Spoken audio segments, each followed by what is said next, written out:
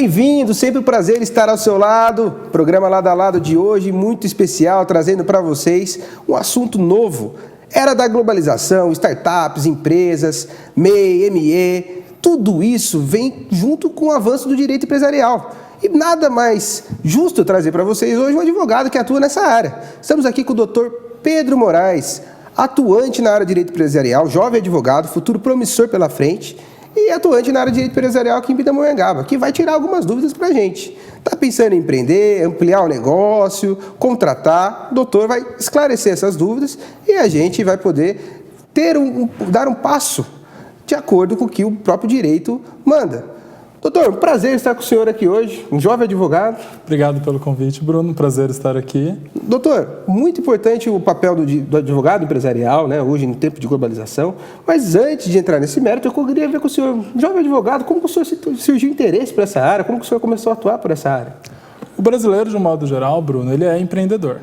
Ah, isso sem dúvida, né? Sem dúvida. Quem vê aquele rapaz da água, né? Da água, então... Que vendeu muita água aí no Fez sucesso ali pela internet. Mas o brasileiro, de um modo geral, ele é empreendedor. E esse ramo, ele fala forte dentro do direito também.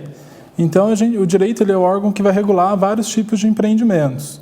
Então, desde contrato societário, MEI, as startups, tudo vai ser regulado pelo direito. Doutor, hoje a gente se fala muito nessa questão do neoliberalismo, né? Então, assim, vem já de uma mudança de governo, a gente tinha um governo com viés mais controlador, até então aparenta ser um governo mais liberal nessa parte econômica, até mesmo pelo ministro que se impõe lá, que é conhecido por isso. Enfim, tirando essa parte política, mas a tendência é que o brasileiro empreenda mais ainda, né? O brasileiro, como o senhor disse, bom de negócio. E aí, o que é importante para quem quer abrir o negócio? Primeiro passo, o que é importante ele saber?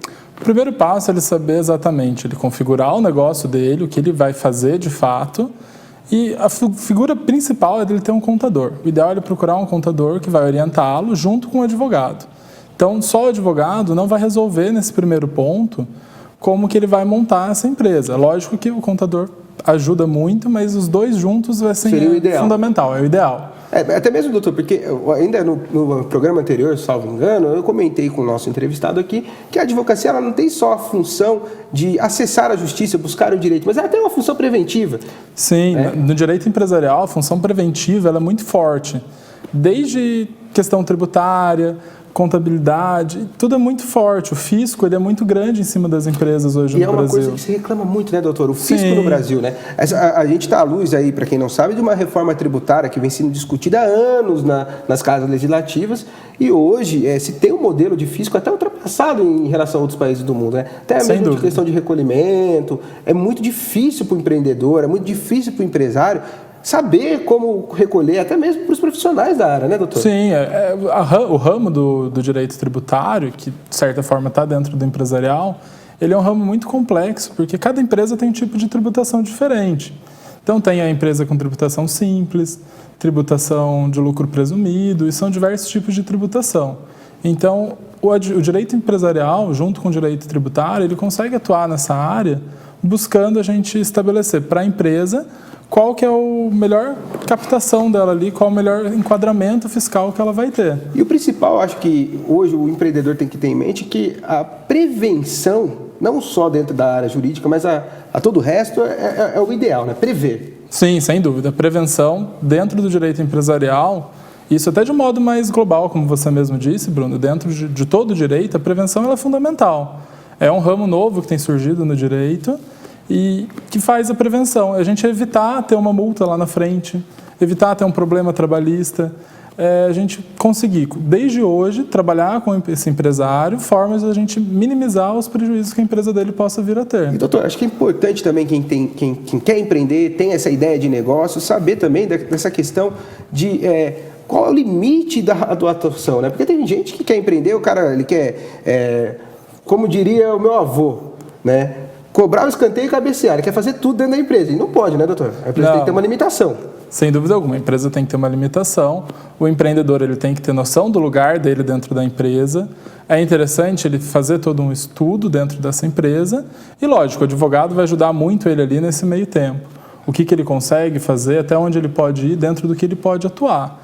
E lembrando que o ideal é a gente regularizar todas as empresas. Hoje no Brasil a gente tem muita empresa que não está regularizada. As informais. São as informais. E hoje, com, por exemplo, o surgimento do MEI, é muito simples a gente regularizar essas empresas. Para fazer um MEI, o que uma pessoa precisa fazer? Ela consegue fazer sozinha? O MEI é o microempreendedor individual. Ela consegue sozinha, pelo site da Receita, fazer esse cadastro, fazer essa firma. Ela não precisa de um contador. Ela paga uma taxa única, se eu não me engano, essa taxa é menos de R$60 hoje, e você consegue ter regularidade do seu negócio ali. Você pode ter até a contratação de um funcionário dentro do MEI, coisa que antes a gente não conseguia. Então, esse avanço da Justiça conseguiu trazer o MEI para a gente. Isso foi muito, muito importante.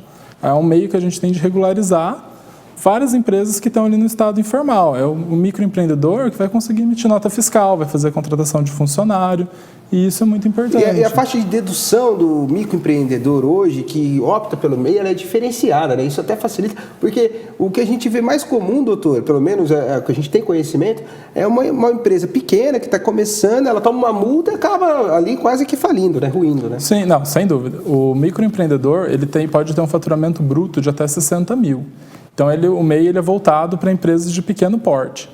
Mas é a melhor maneira de você evitar lá na frente ter uma multa, ter algo que te leve ao encerramento dessa empresa. E, doutor, o importante também é deixar, frisar, né, que nós vivemos num país que culturalmente a gente deixa tudo para depois. Tudo para depois, tudo para a última hora, tudo tem um jeitinho, mas em se tratando de empresa, Receita Federal, não tem jeitinho, não tem última hora, né, doutor? Não, de jeito nenhum. A gente não pode deixar. Vem forte. Fiscaliza, né? Fiscaliza e as multas são muito pesadas. Então, uma empresa de pequeno porte ganhando uma multa muito pesada, é lógico que a gente vai ter o encerramento da empresa, sem dúvida alguma, Bruno. E essas multas, elas têm percentuais, de acordo com o lucro da empresa? Tem percentual de acordo normalmente com o faturamento bruto da empresa. Então, por isso depende também do caso, né, Bruno? Do que ela está sendo multada ali, qual que é a vertente dessa multa. Por isso a importância de um contador de confiança também do empresário, né? Que ele faça a declaração de acordo com os lucros que eventualmente a empresa tenha e possa auxiliar ele nessa dedução de imposto de renda também, né? Que a gente vai falar daqui a pouco, depois do intervalo, né? Não sai daí, já voltamos.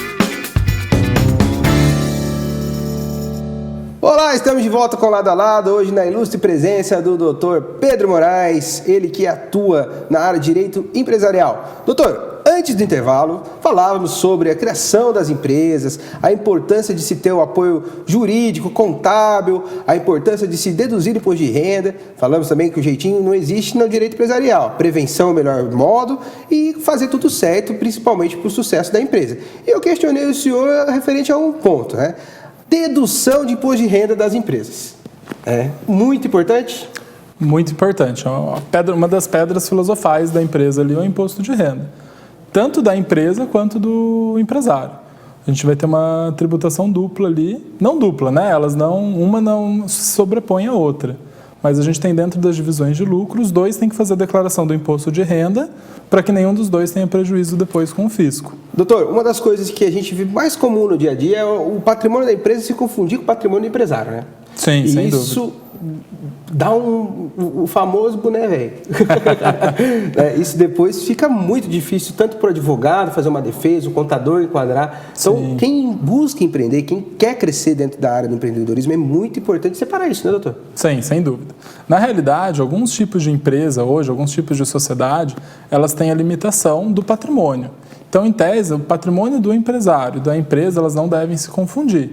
Isso é algo que acontece, por exemplo, na empresa que é limitada. Então, toda sociedade limitada, ela tem, ou o EIRELI, por exemplo, ela tem uma separação clara, legal, do que é o patrimônio do empresário e o que é o patrimônio da empresa. Se essa empresa sofre uma ação, quem responde a essa ação é a empresa primeiro. Depois é procurar, lógico, uma falha do empresário e tudo mais, para tentar buscar o valor ali do empresário, do patrimônio dele, mas em primeiro lugar quem responde é a empresa.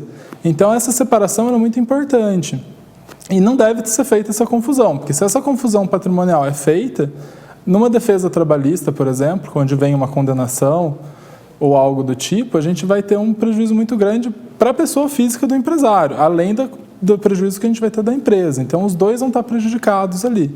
Então, o ideal é a gente fazer essa separação, sem dúvida alguma. Doutor, dentro da esfera nacional, estamos aí à porta de uma reforma da Previdência. Sim. A porta de uma... Aliás, tivemos uma reforma trabalhista, mas se falem agora em arrumar alguns pontos dessa reforma, né? Perfeito. Reforma tributária, reforma administrativa. O que o empresário precisa ter para acompanhar essa evolução? Porque é uma evolução no direito, a gente nunca teve isso dentro do âmbito nacional, né? Isso já vem sendo vinculado e vem com força nas câmaras legislativas. Então, o que o empresário principal para acompanhar esse progresso precisa fazer? O empresário que nos ouve, para pensar lá na frente, o que ele precisa fazer para ter as precauções? Na realidade, o ideal é o empresário ter do lado dele um advogado. O profissional ele vai, ali do direito vai conseguir ajudar esse empresário a passar por essas mudanças, a fazer todas essas modificações dentro da empresa. E então a gente tem, por exemplo, é muito comum, por exemplo, trabalhar com planejamento trabalhista. Hoje a gente atua em algumas empresas onde a gente faz o planejamento, evitando que esse empregador, o empresário, no final tenha uma condenação trabalhista por uma coisa que é boba, um erro que ele deixou de cumprir ali algo, que deixou de fazer, por falta apenas de informação. Às vezes ele tem uma condenação não é porque deixou de pagar, é porque ele não sabia que precisava pagar. E isso é muito comum. Então, o planejamento trabalhista, feito por um advogado que entenda, o colega que entenda bem ali da área trabalhista, ele fazendo isso junto com a empresa, ele vai evitar muitos processos dentro de uma empresa. Isso vem dentro daquele conceito, doutor, me corrija se eu estiver errado, do compliance, né? O compliance é isso, é prever todas as áreas que aquela empresa atua, quais os modos que pode se evitar os problemas da empresa, tanto na área fiscal, tributária, evitar os crimes empresariais, até mesmo é uma exigência, vai passar a ser uma exigência para os acordos de leniência que se existe um plano de compliance dentro da empresa, né? De um modo geral, Bruno, compliance é uma palavra assim, um pouco mais chique para uma prevenção ali, para uma assessoria jurídica. Não é mais ou menos isso, é você ajudar o empreendedor a não cometer erros. Isso é o compliance. É uma palavra que vem do estrangeiro, mas é justamente isso, a gente fazer uma prevenção. E assim, assessoria de prevenção. A gente já vê isso em grandes empresas. Então, nós temos ciências que a Petrobras passou por um compliance grande, até mesmo pelos acordos de leniência que tiveram que ser feitos com o Ministério Público.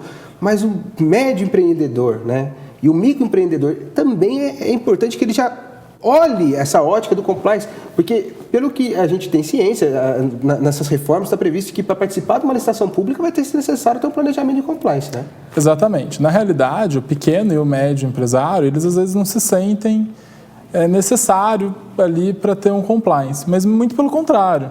O compliance dentro de uma empresa de médio porte, ela é muito mais necessária do que numa empresa de grande porte. Que ela alavanca a empresa. Exatamente, não só alavanca, né? A gente está combatendo mal pela raiz. Quando a gente pega uma empresa de pequeno para médio porte e aplica nelas o compliance, de certa forma, a gente prevê que quando ela seja uma grande empresa lá na frente, que é o que a gente espera, né? Que as empresas sempre cresçam, a gente prevê que essa empresa, quando for uma grande empresa, não tenha um prejuízo tão grande. Importante também, doutor, o empreendedor saber que o compliance feito de uma forma correta, ele planeja o crescimento da empresa, ele evita problemas da empresa, principalmente na esfera penal, né? Que a empresa ela pode ser responsabilizada também na esfera penal. Se a empresa ou o empresário cometeu um ilícito, ele vai ser responsabilizado. E é muito importante frisar isso, que o compliance ele vem com força e vai ser uma tendência. Em outros países já é adotado. E, assim, essa relação das empresas com o poder público, a tendência é que futuramente só exista mediante compliance, participar de pregão, licitações. Exatamente. O processo hoje de licitação é um processo muito complexo. As empresas elas passam por um rigoroso processo de seleção e tudo é verificado. Ela não pode ter um débito fiscal, por mínimo que seja, um débito de R$10, a empresa não vai poder passar pelo pregão. Então, o compliance, ele justamente, desde o começo, ele vai conseguir ajudar essa empresa a passar pelo pregão e ter sucesso, e ganhar esse pregão e ganhar essa licitação. O que pode ser para uma média ou pequena empresa um passo dali para cima, né? Exatamente. A pequena empresa, começando desde sempre, desde o início, ela com certeza vai se tornar uma grande empresa 100% regularizada. Então, você que é profissional, está empreendendo, está crescendo, olha a importância do compliance, do planejamento, né, doutor? Exatamente. Também a importância de se enquadrar corretamente na área do direito tributário, né? Isso é muito importante. Sim, sem dúvida alguma. Porque tem empresa que já tributário, ele é muito antecipa isso, importante. né? A gente precisa ter uma noção de qual que vai ser o faturamento da empresa. A partir do momento que a gente tem uma noção do faturamento da empresa, a gente pode ver dentro de qual segmento essa empresa vai estar enquadrada. Se vai ser um lucro presumido, se vai ser simples. Porque os enquadramentos eles vão de acordo com o valor bruto de venda dessa empresa, o faturamento bruto. Então, é muito necessário a gente fazer o enquadramento correto, minimizando, por exemplo, até o pagamento de taxas. Certo. Doutor, vou pedir um pouquinho de paciência para o senhor, ao nosso telespectador também. Vamos para um breve intervalo, daqui a pouco a gente volta para falar sobre direito comercial. Lado a lado, sempre com vocês.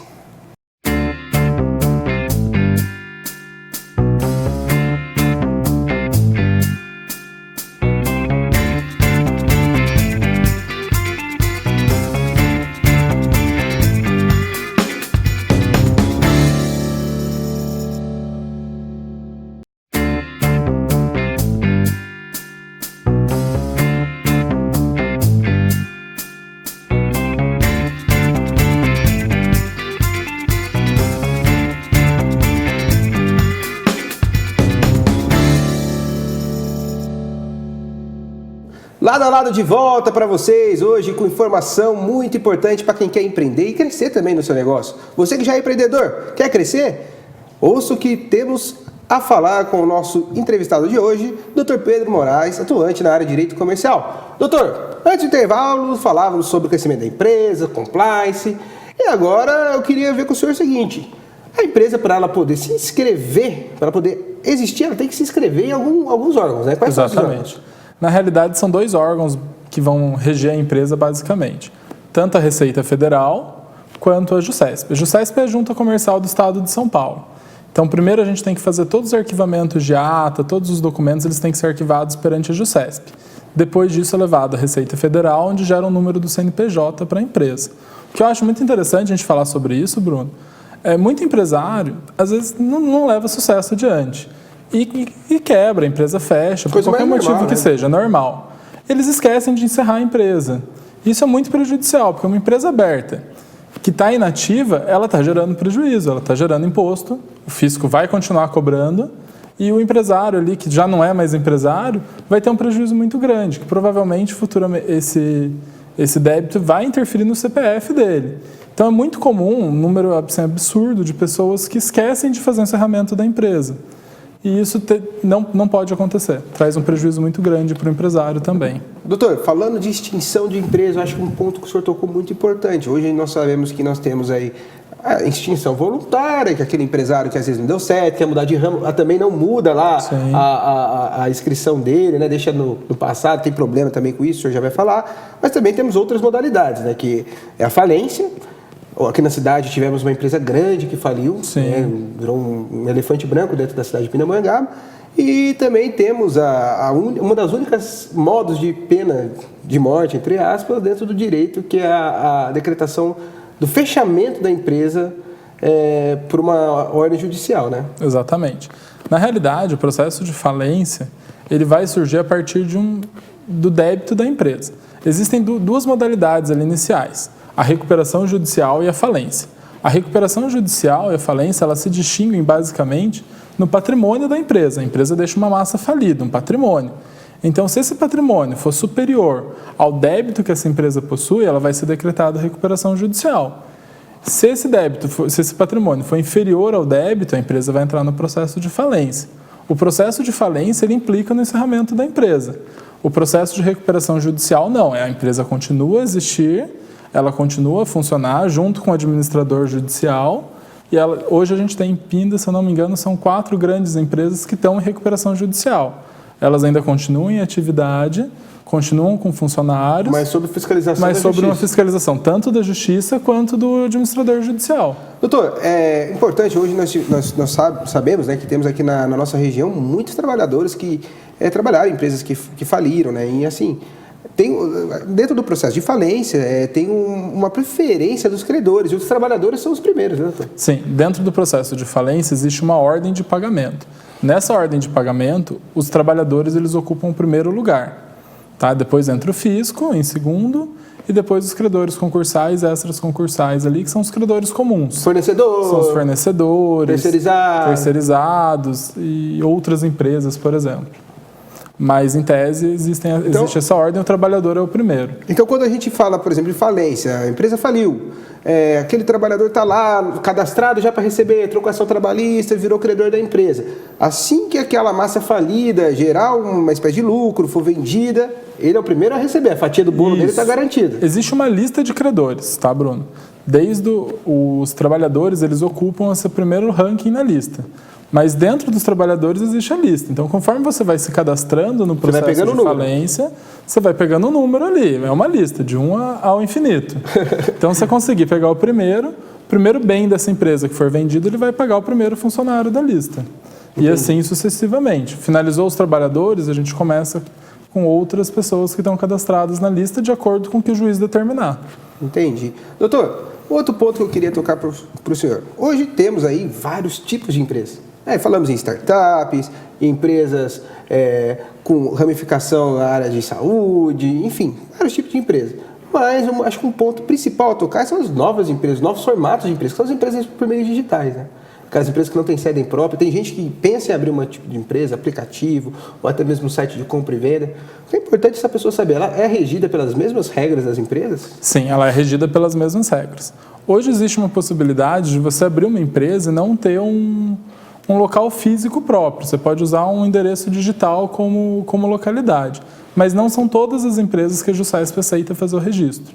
Então, isso vai depender da Jusesp determinar quais os tipos de empresa podem ser 100% digitais ou não. Ele tem que Quando eu digo 100% digital, eu estou dizendo assim, não precisa nem ter uma sede. Tudo online. Tudo online. 100% online. Doutor, outro ponto importante, né? A população em si o brasileiro adora compra. Isso é um fato, né? Então, o brasileiro compra carro, compra casa, está sempre comprando. Nós somos muito consumistas. E como uma pessoa comum pode saber se uma empresa está regular, né? Às vezes a pessoa vai fazer um negócio grande com uma empresa.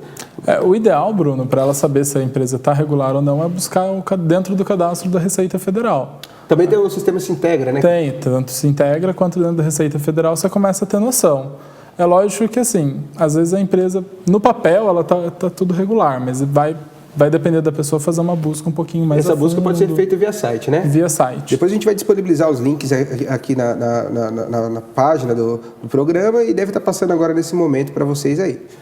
Então, doutor, é muito importante, então, quem quer empreender, saber também que todo mundo está de olho na empresa. Tanto quem vai comprar, quanto quem vai vender para aquela empresa. Exatamente. Quanto o governo. Então, fiscalização tem de todos os lados. Tem de todos os lados, sem dúvida alguma. Não adianta você querer empreender e ficar no anonimato, hein? Já aviso vocês aí. E o importante é andar certo para não ter dor de cabeça, né, doutor? Sim, perfeito. Agora, em relação a essa área que o senhor segue, o estudante de direito que vê a gente, o senhor tem algum recado para passar para ele? O direito empresarial ele é apaixonante. Quem gosta do direito empresarial, de fato, é uma coisa ali que é apaixonante. Todo mundo. E assim, o direito empresarial ele rege quase que todas as empresas, né? Então, é muito gostoso. Eu aconselho que quem tenha, procure livros, investigue, estude. E é o direito do futuro, né? E é o direito do futuro, sem dúvida alguma. Recado para a população, para os amigos advogados, para o empreendedor? Procure um advogado, acho que é o melhor recado. Engraçado, todo advogado que vem aqui fala isso, viu? O dia que eu trouxe um contador aqui, telespectador, ele vai falar, procure sempre um contador. Mas hoje eu trouxe um advogado e ele falou a mesma coisa. Exatamente. Tá? Doutor, muito obrigado pela sua presença. Eu espero trazer o senhor novas vezes ao programa. Espero Foi muito voltar. Esclarecedor o assunto que nós debatemos hoje. Para você de casa, sempre um prazer estar ao seu lado no programa Lado a Lado, né? Até um trocadilho barato, mas verdadeiro de coração. Fiquem com Deus e tudo de bom.